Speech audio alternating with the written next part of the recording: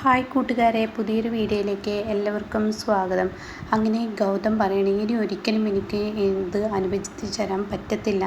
ഈ പ്രണവിൻ്റെ ഈ സ്വഭാവം എന്നൊക്കെ ഇങ്ങനെ പറയുന്ന സമയത്താണ് കേട്ടോ നിർമ്മല തൻ്റെ ഫോണിലോട്ട് വിളിക്കുന്നത്. അപ്പോൾ തൻ്റെ അമ്മയാണെന്ന് കാണുമ്പോൾ പാറുവിൻ്റെ മുന്നിൽ എങ്ങനെ എടുക്കുമെന്നുള്ള ആ ഒരു ടെൻഷൻ ഗൗതമിന് വരികയാണ് കേട്ടോ.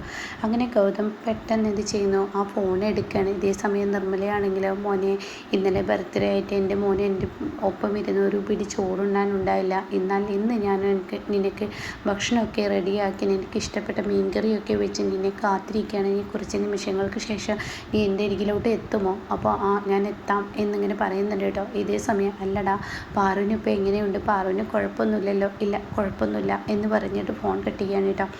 ഞാനിപ്പോൾ വരാമെന്നും പറഞ്ഞ് ഫോൺ കട്ട് ചെയ്യാണ്. അപ്പോൾ ഈ സമയം പാറുവും നിധി ഇങ്ങനെ ശ്രദ്ധിക്കുന്നുണ്ട് കേട്ടോ. നിധിക്ക് കാര്യങ്ങൾ മനസ്സിലായി, അത് നിർമ്മലയാണ് വിളിച്ചിരിക്കുന്നത്.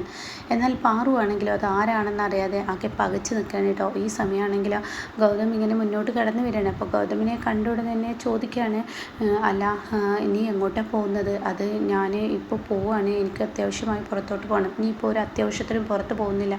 പ്രണവ് നീയുമായിട്ടുള്ള വഴക്ക് ഓരോ ദിവസം കൂടിക്കൊണ്ടിരിക്കുകയാണ്. അതിനൊരു പരിഹാരം ഉണ്ടാക്കണം. എന്താ പാറു അതിന് പരിഹാരം? ഞാൻ പോയി വന്നിട്ട് ഉണ്ടാക്കാം. പറ്റത്തില്ല, ഈ നിമിഷം ഈ സ്പോട്ടിന് ഇവിടെ വെച്ച് ഉണ്ടാക്കണം. അതാണ് ഇപ്പോൾ എൻ്റെ തീരുമാനം. അത് ഉണ്ടാക്കുക തന്നെ ചെയ്യുമെന്ന് പറയും കേട്ടോ. ഇതേ സമയം എന്തൊരു കഷ്ടമാണ് എന്ന ലെവലിൽ ഇങ്ങനെ ഗൗതം നിൽക്കുകയാണ്. നിന്നോട് എൻ്റെ കൂടെ വരാനാണ് പറഞ്ഞത് എന്ന് പറഞ്ഞിട്ട് നിധിയെയും ഗൗതമിനെയും വിളിക്കുന്നുണ്ട് കേട്ടോ. അപ്പോഴേക്കും പാറുവിൻ്റെ അടുത്തോട്ട് വസുന്ധരയും കടന്നു വരുന്നുണ്ട്. എന്നാൽ ധൃതി പിടിച്ച് വസുന്ധരയുടെ മുന്നിൽ വെച്ച് പാറു ആർക്കോ ഫോൺ വിളിക്കുന്നു കേട്ടോ. അത് കാണുന്ന വസുന്ധര ആർക്കാന്ന് ചോദിക്കുന്നുണ്ട്. അറിയത്തില്ല എന്ന് അവർ പരസ്പരം പറയണം കേട്ടോ. പിന്നീട് ഫോൺ കട്ട് ചെയ്തതിന് ശേഷം വസുന്ധര ചോദിക്കുകയാണ്, ആർക്കാണ് വിളിച്ചത്? അതെ, വക്കീലിനാണ് വിളിച്ചത്. വക്കീലിനോ? അതെന്തിനാണ് വിളിക്കുന്നത്? ഈ കുടുംബത്തിലുണ്ടാകുന്ന ഈ പ്രശ്നങ്ങളുണ്ടല്ലോ, ഏട്ടനും അനിയനും ഇപ്പോൾ ഈ വഴക്ക് കൂടുന്ന ഓരോ ദിവസം കൂടിക്കൊണ്ടിരിക്കുകയാണ്. അതിനൊരു അറുതി ഉണ്ടാവുന്നത്, അതിനൊരു അറുതി ഉണ്ടാക്കാനാണ് വക്കീലിനെ ഞാൻ വിളിക്കാൻ പോകുന്നത്. അതുകൊണ്ട് പെട്ടെന്ന് പ്രണവിനെ വിളിക്കുക. അപ്പോൾ വസുന്ധര പറയുന്നത്, എന്തിനാണ് അപ്പോൾ പ്രണവിനെ വിളിക്കുന്നത്? അതൊക്കെ ഉണ്ട്, പ്രണവ് നീ വന്നേ എന്ന് പറഞ്ഞിട്ട് പ്രണവിനെ താഴത്തോട്ട് വിളിച്ചു വരുത്താനാണ് കേട്ടോ. അപ്പോൾ കൂടെ ശിവാനിയും വരുന്നുണ്ട്. അങ്ങനെ പ്രണവിനോട് പറയാണ് പാറു, എടാ നിൻ്റെ ഏട്ടനാണ്, നിൻ്റെ ഏട്ടൻ എന്ന് വെച്ചാൽ നിൻ്റെ പ്രാണനായിരുന്നു. ഇന്നിപ്പോൾ നിനക്ക് നിൻ്റെ ഏട്ടൻ എന്ന് വെച്ചാൽ ദേഷ്യമാണ്, നിനക്ക് വെറുപ്പാണ്. ഓരോ ദിവസവും നീ നിൻ്റെ ഏട്ടനെ വെറുത്തുകൊണ്ടിരിക്കുകയാണ്. എന്തിനാണ് നീ നിൻ്റെ ഏട്ടനെ വെറുക്കുന്നതെന്ന് എനിക്കറിയില്ല. നിങ്ങൾക്കിടയിൽ ഓരോ ദിവസം പ്രശ്നം ഉണ്ടായിക്കൊണ്ടിരിക്കുകയാണ്. അതുകൊണ്ട് തന്നെ ഞാനൊരു തീരുമാനം എടുത്തു. നിങ്ങളുടെ പ്രശ്നം പരിഹരിക്കാൻ വേണ്ടി പഴയതുപോലെ കമ്പനി രണ്ടു പേർക്കും ഒരു കാര്യത്തിന് ഒരു തീരുമാനമെടുക്കുമ്പോൾ രണ്ടുപേരുടെയും സൈനോട് കൂടിയായിരിക്കണം ആ കമ്പനി നിന്നൊരു പേപ്പേഴ്സ് ഇളകുന്നത്. അങ്ങനെ ഒരു തീരുമാനം എത്തിക്കാമെന്നാണ്. രണ്ടുപേർക്കും തുല്യമായ പങ്കോടുകൂടി ആ കമ്പനി മുന്നോട്ട് പോകുമെന്നുള്ളതാണ് എൻ്റെ തീരുമാനം. അതുകൊണ്ട് വക്കീലിപ്പോൾ വരുമെന്ന് പറയും കേട്ടോ. ഇത് കേൾക്കുന്ന പ്രണവ് പറയണം, ആഹാ ഇത് എൻ്റെ ഈ നിൽക്കുന്ന ഏട്ടൻ്റെ ബുദ്ധിയായിരിക്കും, ഇങ്ങേരുടെ ബുദ്ധിയായിരിക്കുമല്ലേ ഇത്. ഇങ്ങനെ തന്നെ ചെയ്യത്തുള്ളൂ. ഇയാൾക്ക് സ്വന്തമായി സ്വത്തുക്കൾ അടിച്ചു മാറ്റണം എന്നുള്ള ചിന്താഗതിയാണല്ലോ. അപ്പോൾ ഇത് കേട്ടോടെ തന്നെ പ്രണവ് നീ സംസാരം കുറച്ച് അതിരി കടക്കുന്നു എന്ന് പറയുമ്പോൾ ഉടൻ തന്നെ, ഇല്ല ഞാൻ സംസാരം അതിരി കടന്നിട്ടില്ല. ഇയാളുടെ ബുദ്ധി കേട്ട് അമ്മ ഒരിക്കലും എന്നോട് സംസാരിക്കാൻ വരരുത്. ഇത് എൻ്റെ അച്ഛനുണ്ടാക്കിയ എൻ്റെ സ്വത്തുക്കളാണ്. ആ സ്വത്തുക്കൾ എനിക്ക് മാത്രമേ, ഈ കമ്പനികൾ മുഴുവൻ എനിക്ക് കിട്ടണം. അത് കേൾക്കുന്ന വസുന്ധര പറയണം, പ്രണവ് നിൻ്റെ സംസാരം കുറച്ച് അതിരി കിടക്കുന്നത്, എനിക്ക് പറ്റുന്നില്ല നിൻ്റെ സംസാരം. നീ എന്തിനാ ഇങ്ങനെ സംസാരിക്കുന്നത്? നീ മാത്രം ഉണ്ടാക്കിയ സ്വത്തുക്കളല്ല ഇത്. ഈ പറയുന്ന കമ്പനി എന്നുള്ളതൊക്കെ ഉണ്ടാക്കിയെടുത്ത ഗൗതമാണ് ഈ കമ്പനികളൊക്കെ ഉണ്ടാക്കിയെടുത്തത്. അത് കേട്ടോടെ തന്നെ, ആഹാ ഇപ്പോൾ ഇത് പുതിയ അറിവാണല്ലോ, ഇനിയിപ്പോൾ ഇങ്ങനെയുള്ള അറിവുകളൊക്കെ ഉണ്ടാക്കി ഇയാൾക്ക് എങ്ങനെയൊക്കെ അങ്ങ് വിട്ടുകൊടുക്കാനാണ് നിങ്ങളുടെയൊക്കെ തീരുമാനം. എന്നാൽ ഞാൻ സമ്മതിക്കില്ല. ഇയാൾ പുറത്ത് എവിടെ നിന്നോ നിന്ന് ആർക്കും ഉണ്ടായവനാണ്. എന്നാൽ ഞാൻ അങ്ങനെയല്ല. ഞാൻ എൻ്റെ അച്ഛൻ്റെയും അമ്മയുടെയും മകനാണ്.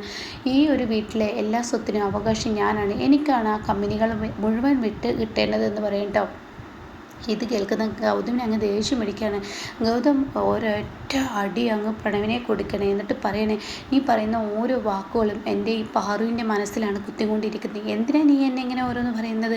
ഞാൻ പുറത്തു നിന്ന് വന്നവനാണ്, ദത്തെടുത്തതെന്ന് എല്ലാവർക്കും അറിയുന്നതാണ്. പക്ഷേ അത് തുടരെ പറഞ്ഞ് നീ എന്തിനാ എൻ്റെ അമ്മയെ വേദനിപ്പിക്കുന്നത്? ഞാൻ പുറത്തു നിന്ന് വന്നവനാണെന്നുള്ളൊരു തോന്നൽ എന്നിലുണ്ട്, ദത്തെടുത്തവനാണെന്ന് എനിക്ക് നന്നായി അറിയാം.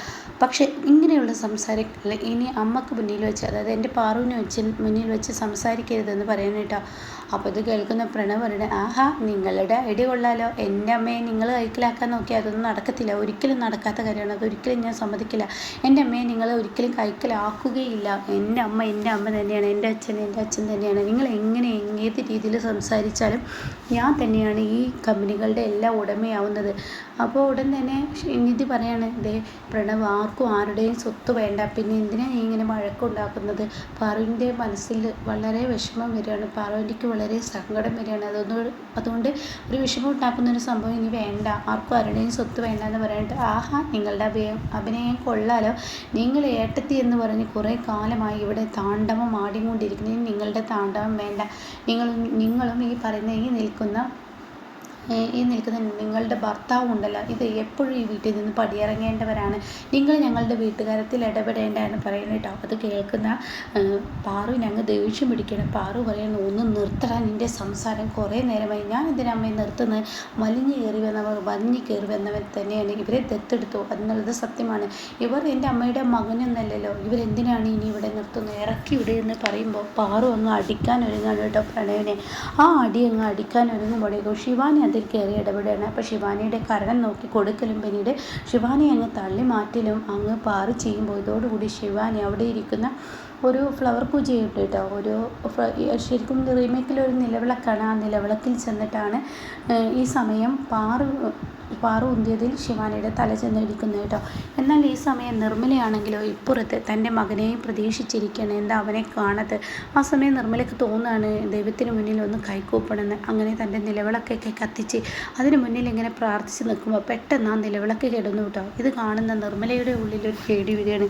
ഈശ്വര, എൻ്റെ കുഞ്ഞിന് എന്തോ ഒരു ആപത്ത് വരുന്നതിൻ്റെ സൂചനയാണല്ലോ കാണുന്നത്, എന്താണ് എൻ്റെ കുഞ്ഞിന് പറ്റിയിരിക്കുന്നത്, എന്തായിരിക്കും ഈ ഒരു നിലവിളക്ക് കെട്ടത് എന്നൊരു ടെൻഷനൊക്കെ ഇങ്ങനെ വന്നു തുടങ്ങി കേട്ടോ.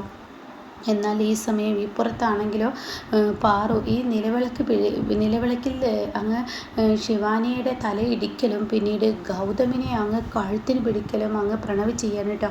എടാ, നീ കാരണമല്ലേ എൻ്റെ ഭാര്യയെ ഇപ്പം അമ്മ അടിച്ചത്, നീ എന്തിനാണ് ഇവിടെ വഴക്കുണ്ടാക്കുന്നത്, നീ വലിഞ്ഞു കയറി വന്നവനല്ലേ, നീ ഇവിടെ നിൽക്കണ്ടാ പോടാ എന്ന് പറയട്ടോ. അപ്പോഴേക്കും ഗൗതമിനെ അങ്ങ് ദേഷ്യം പിടിക്കുകയാണ്, എന്തിനാടാ നീ എന്നോട് ഇങ്ങനെ വഴക്കിട്ട് എൻ്റെ അമ്മയുടെ മനസ്സ് വേദനിക്കുന്നത്, എൻ്റെ പാറുവിൻ്റെ മനസ്സ് വേദനിപ്പിക്കുന്നത്, ഇതിനെന്തിനാവശ്യം, എനിക്ക് നിൻ്റെ സ്വത്ത് മുതൽ ഒന്നും വേണ്ട, എല്ലാം നീ എടുത്തോ, പക്ഷേ ഇവിടെ മനസ്സ് വേദനിപ്പിക്കുന്ന പ്രവൃത്തി ചെയ്യാതെ മതി, നീൻ്റെ നാടകം, ഒരുപാട് കാലമായി നീൻ്റെ നാടകം ഞങ്ങൾ കാണുന്നു, നിർത്തിയൊക്കെ എന്നിങ്ങനെ പ്രണവ് പറയാം. അങ്ങനെ ഇവർ തമ്മിൽ കയ്യാങ്കളി കളിച്ചു തുടങ്ങുക കേട്ടോ. അപ്പോൾ അത് കണ്ടിട്ട് വസുന്ധര പിന്മാറ്റാൻ ശ്രമിക്കുകയാണ്. ശിവാനി അതിനൊപ്പം നിൽക്കുന്നുണ്ട്, അതുപോലെ തന്നെ നിധിയും അതുപോലെ തന്നെ പാറു ഓടി വരണം, മക്കളെ ഈ അമ്മക്ക് മുന്നിൽ നിങ്ങൾ തമ്മിൽ വഴക്കിടലേ, അമ്മക്ക് കണ്ടു നിൽക്കാൻ കഴിയില്ല എന്ന് പറയുന്നുണ്ട് കേട്ടോ. ആ സമയമൊക്കെ ഇവർ തമ്മിൽ വഴക്കിടുക. ഗൗതം, നീ ഇനി ഇവിടെ ഇങ്ങനെ ഓരോ സംസാരങ്ങൾ സംസാരിച്ചാലുണ്ടല്ലോ, നീ എന്നെ ഓർമ്മപ്പെടുത്തണ്ട, ഞാൻ ഇവിടുത്തെ മകനല്ല എന്നുള്ളത് അത് എനിക്ക് നന്നായിട്ട് അറിയാം. ഇടയ്ക്കിടയ്ക്ക് പറഞ്ഞ് എൻ്റെ അമ്മയുടെ മനസ്സാണ് നീ വേദനിപ്പിക്കുന്നത്, പാറുവിൻ്റെ മനസ്സാണ്, പാറുവിനെ ഒരിക്കലും സങ്കടപ്പെടുത്തുന്നത് എനിക്കിഷ്ടമല്ല, അതുകൊണ്ട് തന്നെ നീ എൻ്റെ അമ്മയുടെ കാര്യത്തിൽ തീരുമാനം എടുക്കാൻ ആരടാ എന്ന് പറഞ്ഞിട്ട് പ്രണവ് വീണ്ടും വഴക്കിടുമ്പോൾ ഇവരുടെ വഴക്ക് മാറ്റാൻ പാറുവിന് കഴിയുന്നില്ല കേട്ടോ. അങ്ങനെ പാറുവിന് നെഞ്ചുവേദന വരികയാണ്. വീണ്ടും പാറു ബോധം കെട്ട് തറയിലോട്ട് വീഴുകയാണ്. അപ്പോഴേക്കും ഗൗതം ഓടി വന്ന് തൻ്റെ പാറുവിനെ കോരിയെടുക്കുകയാണ്. അപ്പോഴേക്കും ഈ പറയുന്ന പ്രണവ് ഓടി വരാൻ കേട്ടോ, അമ്മേ അമ്മേ എന്ന് പറഞ്ഞ് വിളിക്കുന്നുണ്ട്. അങ്ങനെ പെട്ടെന്ന് വസുന്ധര പറയണേ, ഏട്ടത്തിയെ വേഗം ഹോസ്പിറ്റലിൽ എത്തിക്കുമെന്ന് പറയണേ. അങ്ങനെ നിധിയും ഗൗതമും കൂടി കോരിയെടുത്ത് കാറിൽ കൊണ്ടുപോവാണ് കേട്ടോ. അങ്ങനെ പിന്നീടാണെങ്കിലോ ഇതേ സമയം, എടാ നീ മനുഷ്യനല്ലായി മാറുകയാണല്ലോ പ്രണവ്, നിനക്ക് എന്താടാ പറ്റിയത്, ഇപ്പോൾ ഏട്ടത്തി ഈ അവസ്ഥയിൽ ആവാൻ കാരണം നീയല്ലേ, എന്താ നീ ഇങ്ങനെ ഓരോന്ന് സംസാരിക്കുന്നത്, എന്തിനാണ് നീ ഇങ്ങനെ ഓരോന്ന് പ്രവർത്തിക്കുന്നതെന്ന് വസുന്ധര ചോദിക്കുമ്പോൾ ഉടൻ തന്നെ ശിവാനി ഇങ്ങനെ തലകറങ്ങി വീഴാൻ പോകാനായിട്ട് ശിവാനിയുടെ നെറ്റിൽ നിന്ന് ചോര വരുന്നുണ്ട്.